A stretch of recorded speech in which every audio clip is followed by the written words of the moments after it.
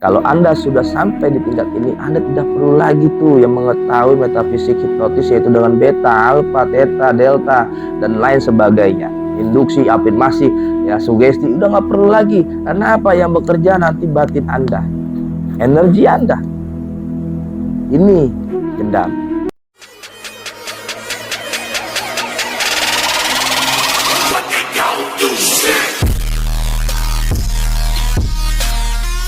Bismillahirrahmanirrahim. Assalamualaikum warahmatullahi wabarakatuh. Alhamdulillah hamdan wa syukuranillah wala haula wala quwata illa billah, amma ba'd. Baik para sedulur, ketemu lagi dengan saya Ki Prajapati, Gubes dalam channel Pusat Kebatinan dari Padepokan Nur Hidayah Kilmas Kumbang dalam program Aji Kasepuhan Karuhun Banten. Untuk kali ini saya akan menjawab pertanyaan dari subscriber saya tentang Ki Praja, apa perbedaannya gendam dan hikmah. Pertanyaan yang sangat bagus dan sangat baik. Saya suka orang yang bertanya seperti ini. Berarti dia punya tujuan, niat yang bagus untuk menempuh jalan spiritual syariat yang dia inginkan. Baik para sedulur, saya akan menjawab apa perbedaannya ilmu gendam dan ilmu hikmah.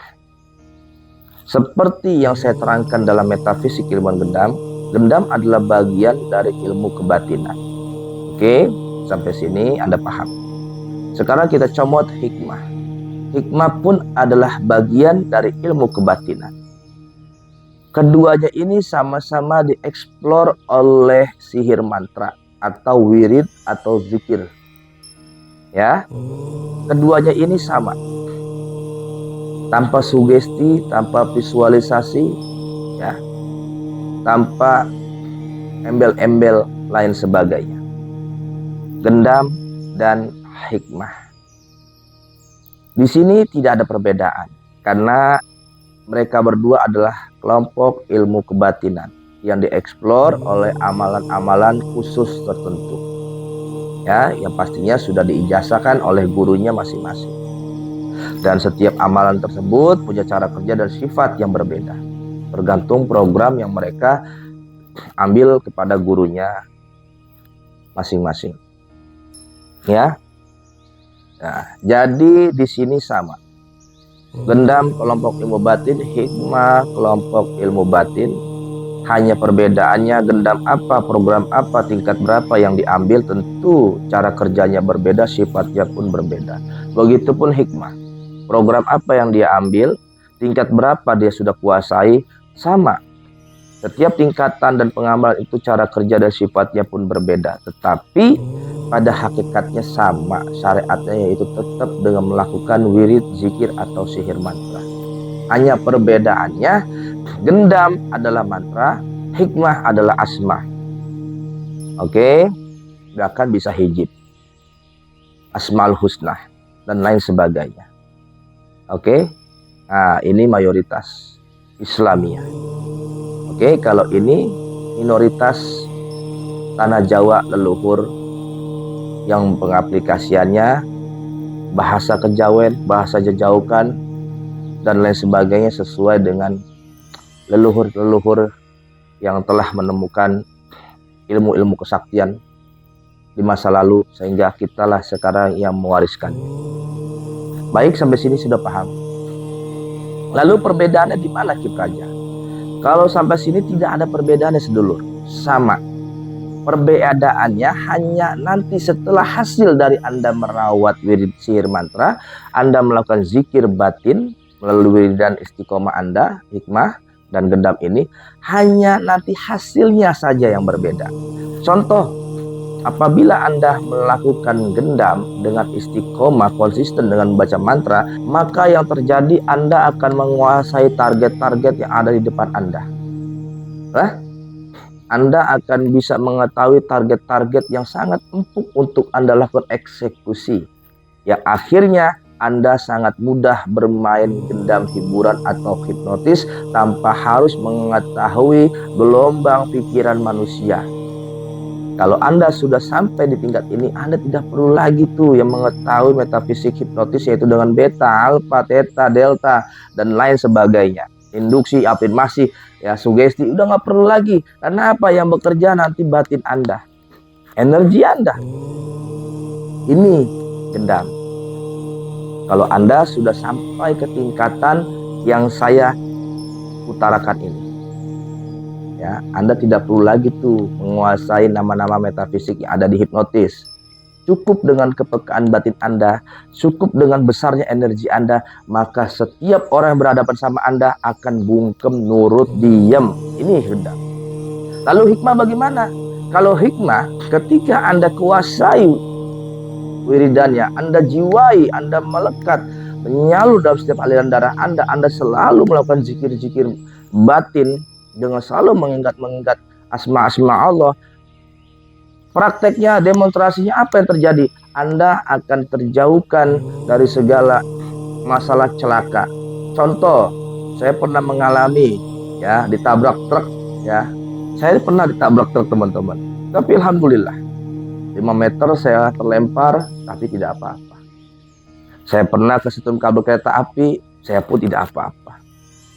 Ini dari hasil kita menjalankan wirid asma atau ayat-ayat Allah yang kita sering latunkan, dawamkan dalam setiap ibadah kita. Ini fantasi keajaiban yang Allah kasih. Saya tidak bilang karomah, keajaiban aja, fantasi aja ya. Gitu. Kalau karomah nanti ketinggian. Ini hadiah yang Allah kasih. Dan yang kedua adalah fatigaman, yaitu kebal secara otomatis. Yang ketiga adalah kontak batin atau sekarang yang lagi tren adalah laduninya. Ya, itu. Nah, ekspresi apa yang terjadi ketika sudah mumpuni dalam menguasai hikmah itu beda dengan gendam, para sedulur. Ya.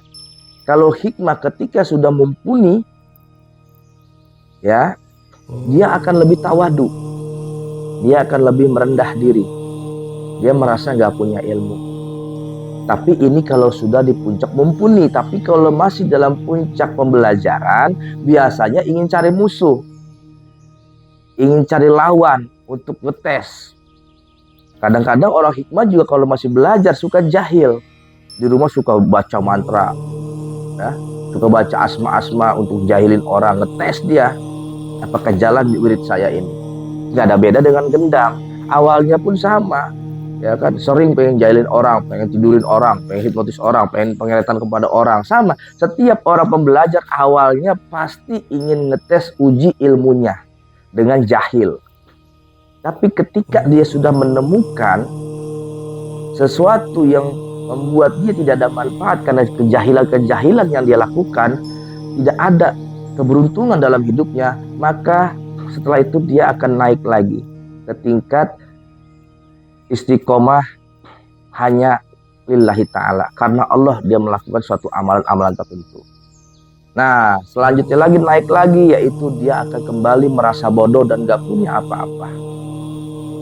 Ya, akhirnya orang gendam ini sukses, duitnya banyak, ya, wede, ucapannya dipercaya orang.